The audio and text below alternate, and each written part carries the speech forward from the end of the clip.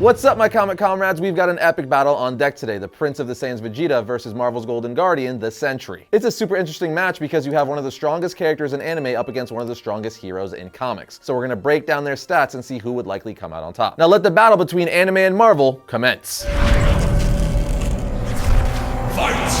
We'll begin the same way we do with every versus battle, with a brief backstory on each character, starting with Vegeta. As I briefly mentioned, Vegeta is the Prince of all Saiyans, being the son of King Vegeta, who's king of the home world of the Saiyan race, planet Vegeta. And for those of you living under a rock, Saiyans are a species of extraterrestrial warriors in the Dragon Ball universe, most famous of which being Goku. Even though King Vegeta is the ruler of the Saiyan race, he still answers to Frieza, the evil dictator that uses the Saiyan warriors for profit. After learning of the legendary Super Saiyan that is said to appear every 1,000 years, Frieza became paranoid of a Saiyan ever unlocking the Super Saiyan power and overthrowing him. So he decided to destroy their planet, killing every Saiyan living there, with only Vegeta, Goku, Raditz, and Nappa surviving as the last of the Saiyans since they were off planet. Years later, after Goku kills Raditz on Earth, Vegeta learns about the Dragon Balls from his communicator, 7 large orbs that when brought together summon a godlike being that can grant one wish. He heads to Earth to collect them and wish for immortality, but ends up losing a battle with Goku and being sent off planet. As the story goes on, Vegeta and Goku meet regularly, with Goku continuously getting more powerful and Vegeta always being a close second, both of them regularly unlocking new levels of Super Saiyan. Vegeta eventually joined the Z Fighters, with him and Goku becoming rivals instead of enemies, and went on to become one of the most beloved anti-heroes in all of manga and anime. As you can tell, I'm a massive fan of anything from Japanese culture, especially when it comes to the samurai. I even modeled a character in my comic book off of them, so you could imagine how much I was drooling over these incredible, authentic, handmade Japanese samurai swords from today's sponsor, True Katana. If you head over to truekatana.com, you could browse through all the gorgeous designs they have of all their different swords, like the Ninjato, the Wakizashi, and the Tachi sword. And again, each of these is handmade by seasoned swordsmiths. We have 2 in the studio here, the Tsushima Ghost Clan Sakai Katana sword and this double-edged Tanto sword. The detail on both of these swords is killer, down to the pattern on the blade itself. And to display them, we have these sword stands, which are also ridiculously cool and handmade as well. True Katana was kind enough to send us a katana with our variant logo etched onto the blade and saya, which is dope. But typically this katana would have the symbol of the Ghost Clan imprinted on it. So if you're looking for some jaw-dropping showpieces, head over to truekatana.com and use the code VARIANT to get 15% off your entire order. And follow them on Instagram to participate in the awesome giveaways True Katana does every month.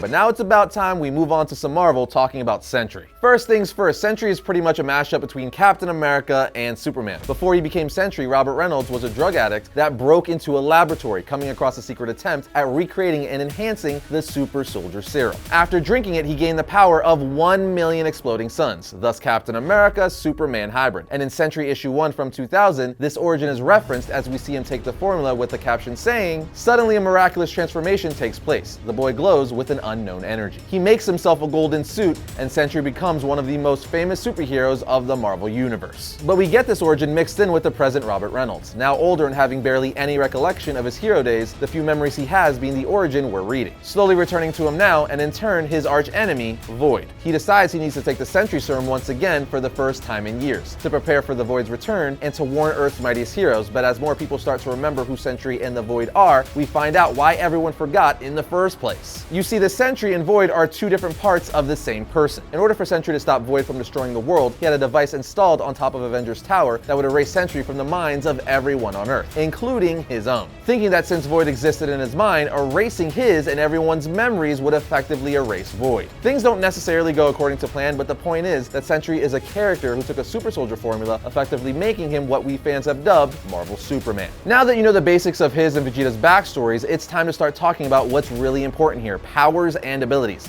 to see which of the 2 is stronger.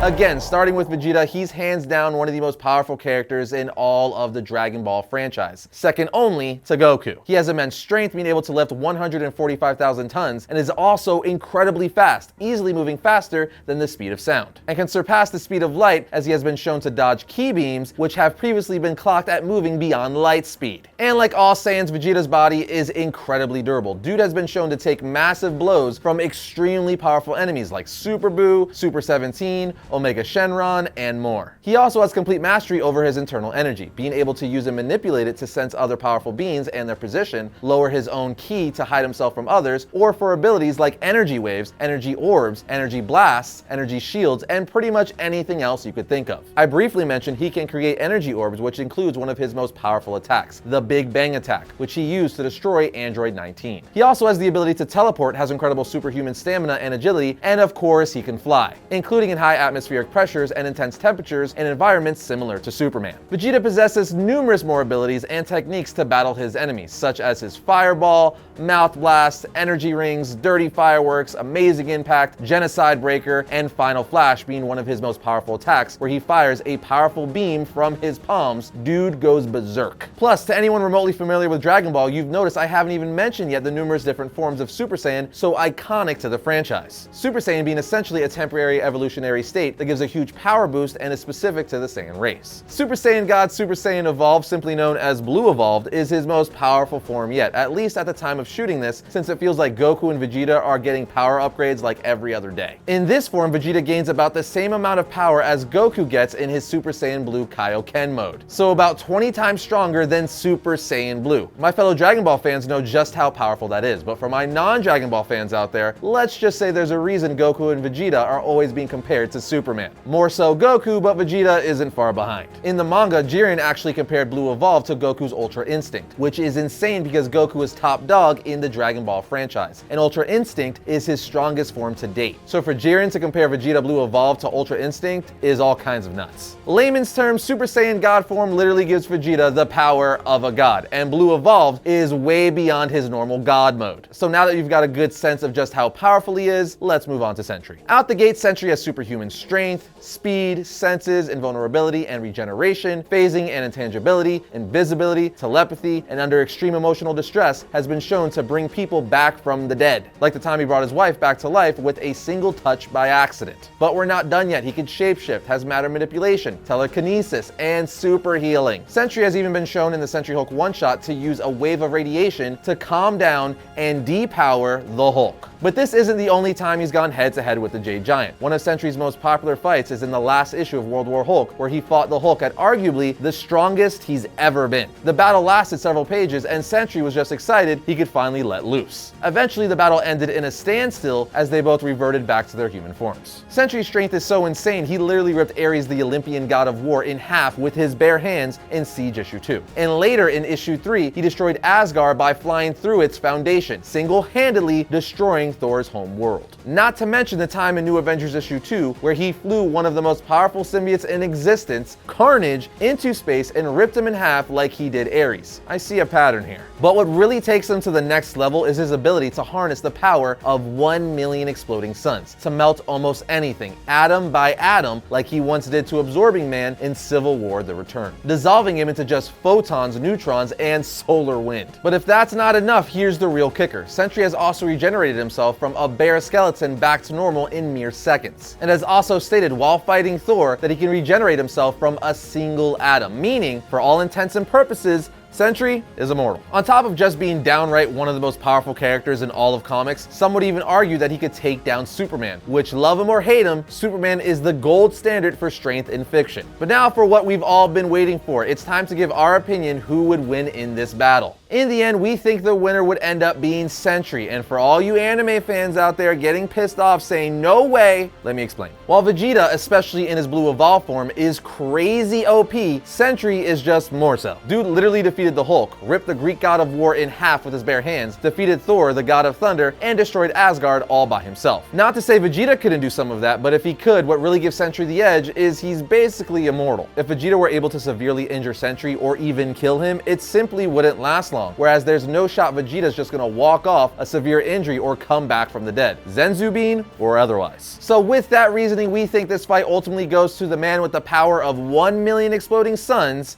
Sentry. But that's just our 2 cents, and we know some of you are definitely going to disagree, so let us know what your thoughts are in the comments. And that's going to bring today's episode of Variant to a close, but if you like today's video, check out this one right here, and if you like all of our content, like, subscribe, and comment. It always helps us out. But other than that, I will see you all next time when I talk about all things comics.